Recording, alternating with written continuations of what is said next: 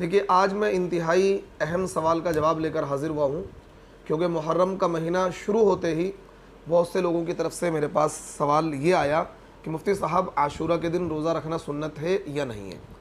دوسری چیز یہ ہے کہ عاشورہ کے دن ہی روزہ رکھیں یا اس سے آگے پیچھے ایک روزہ ملائیں، یعنی 2 روزے رکھیں یا 1 روزہ رکھیں، اس کی شرعی حیثیت کیا ہے، اور یہ عاشورہ کا جو روزہ ہے یہ سنت ہے، نفل ہے، فرض ہے، کیا ہے۔ تو دیکھیے میں اس کے بارے میں آپ کو بتاتا ہوں۔ رمضان کے روزوں کی فرضیت سے پہلے یہ عاشورہ کا روزہ اس امت پر فرض تھا، اور اس کا ذکر ہمیں حدیث میں ملتا ہے۔ دیکھیے بخاری شریف کی روایت ہے، حدیث نمبر ہے 1893، حدیث نمبر نوٹ کریے گا، حدیث نمبر ہے 1893۔ ام المؤمنین حضرت عائشہ رضی اللہ عنہا نے فرمایا کہ قریش زمانے جاہلیت میں عاشورہ کا روزہ رکھتے تھے، پھر رسول اللہ صلی اللہ علیہ وسلم نے بھی اس دن روزہ رکھنے کا حکم دیا، یہاں تک کہ رمضان کے روزے فرض ہو گئے۔ پھر رسول اللہ صلی اللہ علیہ وسلم نے فرمایا جس کا جی چاہے یوم عاشورہ کا روزہ رکھے اور جس کا جی چاہے نہ رکھے، یعنی جب رمضان کے روزے کی فرضیت آ گئی تو پھر اختیار دے دیا گیا کہ اب عاشورہ کا روزہ رکھیں یا نہ رکھیں، تو اس لیے عاشورہ کا روزہ سنت ہے، فرض نہیں ہے۔ ایک چیز اچھا، یہ جو روایت ہے بخاری کے اندر بھی موجود ہے، مسلم کے اندر بھی یہ روایت موجود ہے، اس کا حدیث نمبر ہے 2638، بخاری میں 1893 اور مسلم میں 2638۔ اور اس حدیث کا جو انٹرنیشنل نمبر ہے، کیونکہ اب حدیث پر کافی کام ہو چکا ہے تو حدیثوں کے انٹرنیشنل نمبر بھی متعین ہو چکے ہیں، 1125 اس حدیث کا جو انٹرنیشنل نمبر ہے اور صحیح درجے کی روایت ہے۔ ایک چیز، دوسری چیز یہ ہے کہ عاشورہ کے دن روزہ 1 رکھا جائے یا عاشورہ سے 1 دن پہلے یا 1 دن بعد ایک روزہ ملا لیا جائے، تو دیکھیے اس بارے میں بھی حدیث میں اس کی وضاحت موجود ہے۔ کیا وضاحت موجود ہے؟ دیکھیے حدیث پاک کے اندر یہ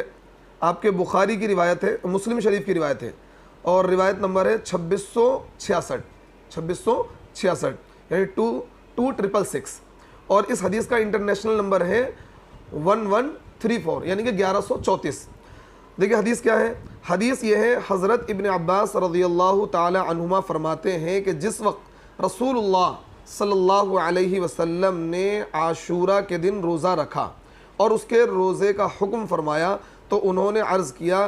اے اللہ کے رسول صلی اللہ علیہ وسلم، اس دن تو یہودی اور نصارہ تعظیم کرتے ہیں۔ تو رسول اللہ صلی اللہ علیہ وسلم نے فرمایا کہ جب آئندہ سال آئے گا تو ہم 9ویں تاریخ کا بھی روزہ رکھیں گے۔ راوی نے کہا کہ ابھی آئندہ سال نہیں آیا تھا کہ رسول اللہ صلی اللہ علیہ وسلم وفات پا گئے۔ یہ جو روایت ہے یہ مسلم شریف کے اندر موجود ہے، میں نے آپ کو حدیث نمبر بتایا 2666۔ تو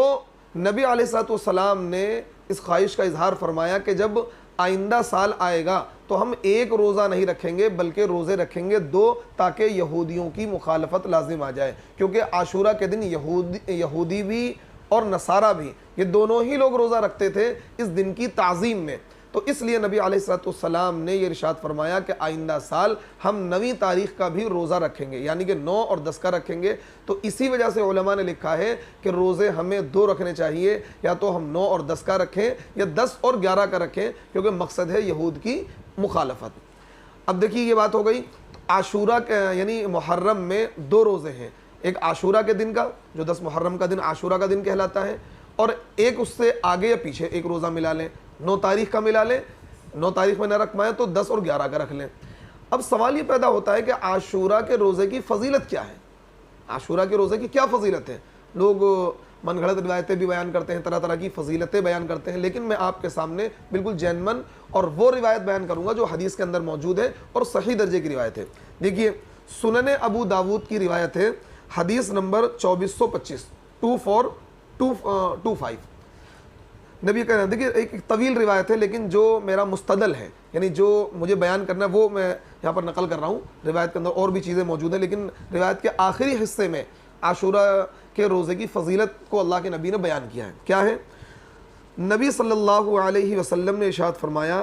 کہ میں اللہ سے امید کرتا ہوں کہ یوم عاشورہ کا روزہ پچھلے 1 سال کے گناہوں کا کفارہ ہوگا۔ تو اس سے پتہ یہ لگا کہ عاشورہ کے روزے کی فضیلت یہ ہے کہ اگر کوئی بندہ عاشورہ کا روزہ رکھتا ہے اور ایک آگے یا پیچھے ملائے گا یہودیوں کی مخالفت کی وجہ سے، کیونکہ اللہ کے نبی نے یہود اور نصارہ سے عبادت میں بھی مشابہت کو پسند نہیں فرمایا ہے، اس لیے تو اس عاشورہ کے روزے کے رکھنے پر اس کے پچھلے ایک سال کے گناہوں کا کفارہ ہو جائے گا، یعنی پچھلے ایک سال میں جو اس سے گناہ ہوئے ہیں وہ معاف ہو جائیں گے۔ لیکن یہ بات یاد رکھیے گا، جب بھی حدیث میں یہ تذکرہ ملے کہ پچھلے ایک سال کے یا 80 سال کے یا اس جمعے سے لے کر اس جمعے تک گناہ معاف ہوتے ہیں، تو اس سے مراد صغیرہ گناہ ہوتے ہیں، کبیرہ گناہ نہیں ہوتے ہیں۔ کیوں؟ کیونکہ کبیرہ گناہ بغیر توبہ کے معاف نہیں ہوتے ہیں۔ یہ اصول یاد رکھیے گا، جب بھی حدیث میں یہ تذکرہ ملے کہ اس عمل کے کرنے سے اتنے سال کے گناہ معاف ہوتے ہیں یا ایک مہینے کے گناہ معاف ہوتے ہیں، تو آپ اس بات کو یاد رکھیے گا کہ اس سے صغیرہ گناہ مراد ہوں گے، کبیرہ گناہ مراد نہیں ہوں گے۔ تو یہاں عاشورہ کے روزے رکھنے سے، عاشورہ کا روزہ رکھنے سے پچھلے ایک سال کے گناہوں کا کفارہ ہو جائے گا، ایک سال کے گناہ معاف ہو جائیں گے، لیکن صغیرہ معاف ہوں گے، کبیرہ نہیں معاف ہوں گے۔ تو دیکھیے میں نے تینوں چیزیں آپ کے سامنے بیان کر دی، عاشورہ کا ایک روزہ ہے یا دو روزے ہیں، عاشورہ کے روزے کی فضیلت کیا ہے، اور وہ جو دوسرا روزہ یعنی اس 10ویں محرم کے ساتھ روزہ ہمیں جو ملانا ہے، اس کی دلیل بھی میں نے حدیث سے دے دی ہے، مسلم شریف کی روایت کے اندر موجود ہے۔